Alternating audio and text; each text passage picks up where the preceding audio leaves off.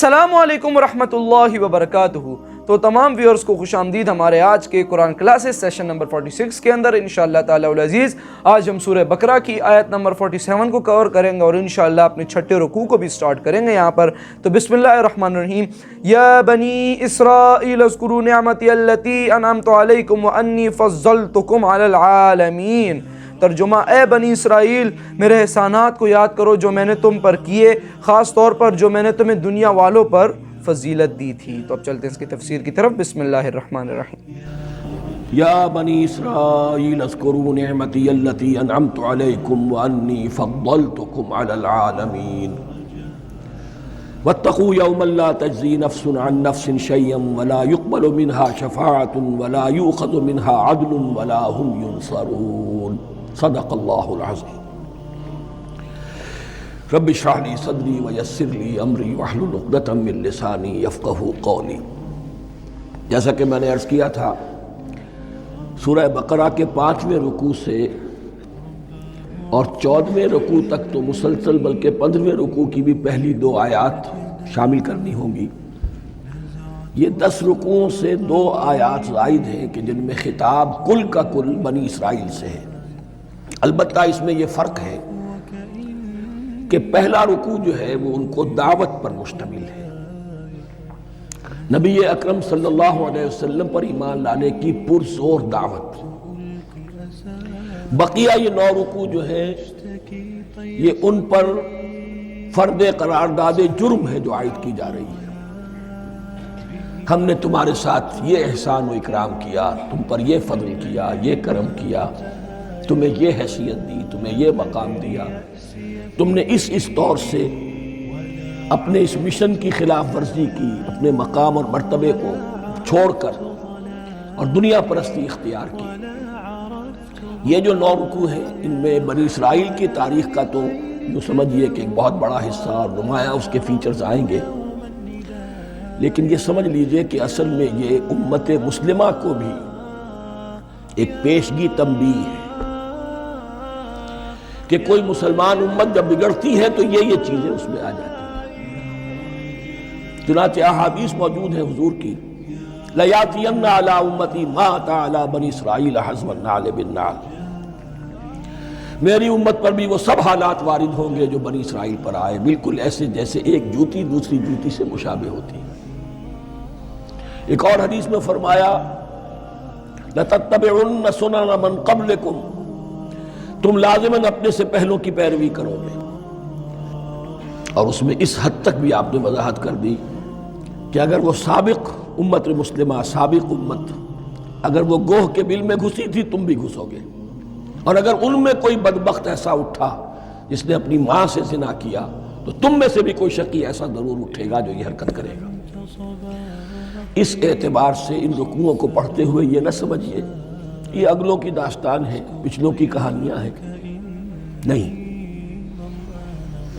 خوش طرح باشد کے سر دل براں، گفتہ آیت در حدیث دیگراں، یہ ہمارے لیے ایک آئینہ ہے اور ہمیں ہر مرحلے پر سوچنا ہوگا، دروبینی کرنی ہوگی، انٹروسپیکشن، کہ کہیں اسی گمراہی میں ہم مبتلا تو نہیں۔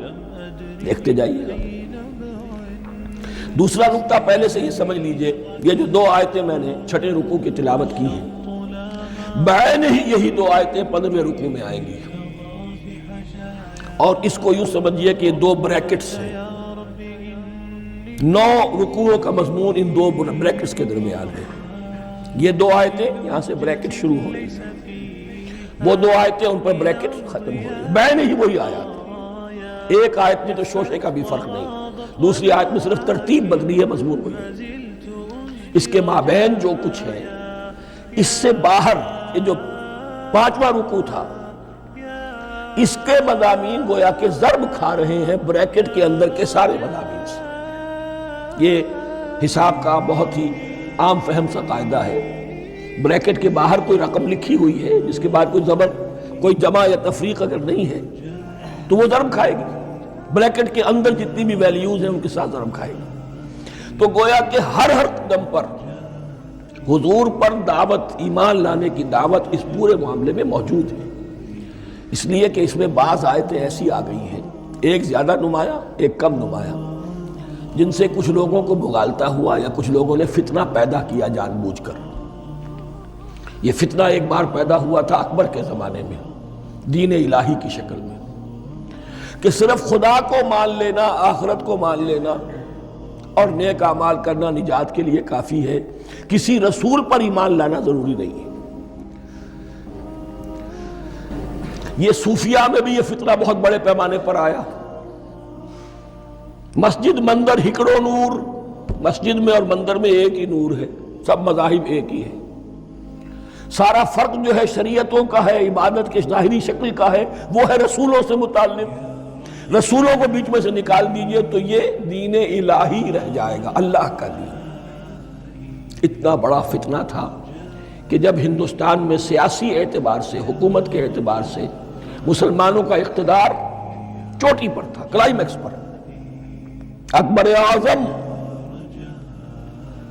اس وقت یہ دین الہی کا فتنہ اٹھا کہ دین محمدی کا اب دور ختم ہو گیا، وہ 1000 سال کے لیے تھا، 1000 سال پورے ہو گئے، اب الف ثانی ہے، دوسرا 1000 سال ہے، اس کے لیے نیا دین ہے، اسے دین اکبری بھی کہا گیا اور دین الہی بھی کہا گیا۔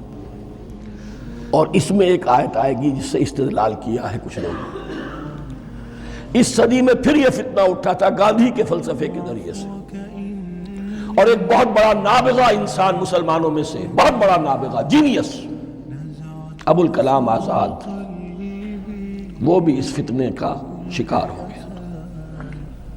متحدہ قومیت، چنانچہ گاندھی اپنی پرارتھنا میں کچھ قرآن کی تلاوت بھی کراتا تھا، کچھ گیتا بھی پڑھواتا تھا، کچھ اپنشدوں سے، کچھ بائبل سے، کچھ گرو گرنتھ سے، معلوم ہو یہ سب ٹھیک ہے، سب ایک ہے، سب لوگوں کو ایک ہونا چاہیے، ایک قوم ہونا چاہیے، مذہب تو انفرادی معاملہ ہے، کوئی مسجد میں چلا جائے، کوئی مندر میں چلا جائے، گردوارے میں چلا جائے، کوئی چرچ میں چلا جائے، کوئی سینیگاگ میں چلا جائے، کیا فرق واقع ہوتا ہے؟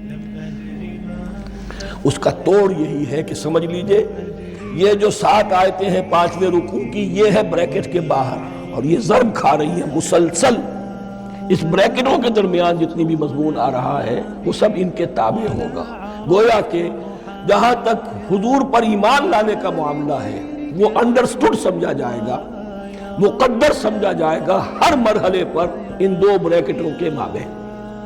اب چلیے بسم اللہ۔ یا بنی اسرائیل اذکروا نعمتی التی انعمت علیکم وانی فضلتکم علی العالمین۔ اے اسرائیل کی اولاد، یاد کرو میرے اس انعام کو جو تم پر ہوا، اس کی وضاحت میں کر چکا ہوں، لیکن یہاں جو الفاظ آ رہے ہیں بہت زوردار۔ وَأَنِّي فَضَّلْتُكُمْ عَلَى الْعَالَمِينَ، میں نے تمہیں فضیلت عطا کی تمام جہانوں پر۔ یہاں ایک قاعدہ نوٹ کر لیجئے، عربی نحو کا قاعدہ یہ ہے کہ کہیں ظرف جس میں کوئی شے ہے، ظرف کی جمع لے لیتے ہیں، مراد ہوتا ہے مظروف، ظرف کے اندر جو شے ہے اس کی جمع۔ تمام جہانوں پر فضیلت، کیا فرشتوں پر بھی فضیلت؟ نہیں، جہان والوں پر، تمام اقوام عالم پر تمہیں فضیلت عطا کی، یہ مطلب ہے اس کا۔ تمام عالموں پر، تمام جہانوں پر، یعنی تمام جہان والوں پر، اس انسان عالم انسانیت کے اندر جتنے بھی مختلف گروہ ہیں، نسلیں ہیں، طبقات ہیں، ان میں فضیلت۔ تو خواتین و حضرات، الحمدللہ ہم نے آج سورہ بقرہ کی آیت نمبر 47 کو کور کیا، اور 6واں رکوع سٹارٹ ہوا تو ڈاکٹر صاحب نے اتنی ڈیٹیل سے ہمیں 5 رکوع کا جو توڑ نکلا، اور اب 6 رکوع میں جو ہم پڑھیں گے تو وہ چیزیں ہمیں بتائیں، تو آپ کو سمجھ بھی آ گئی ہوں گی۔ پھر بھی کوئی چیز سمجھنا ہے تو آپ کمنٹ کے اندر پوچھ سکتے ہیں، انشاءاللہ اس کے اوپر ڈسکشن کریں گے۔ باقی ایک چیز میں آپ کو اس میں بتاؤں کہ زیادہ تر اشارہ ادھر سیکولرزم کے اوپر تھا، ڈاکٹر صاحب نے بہت اچھی طریقے سے اس چیز کو سمجھایا۔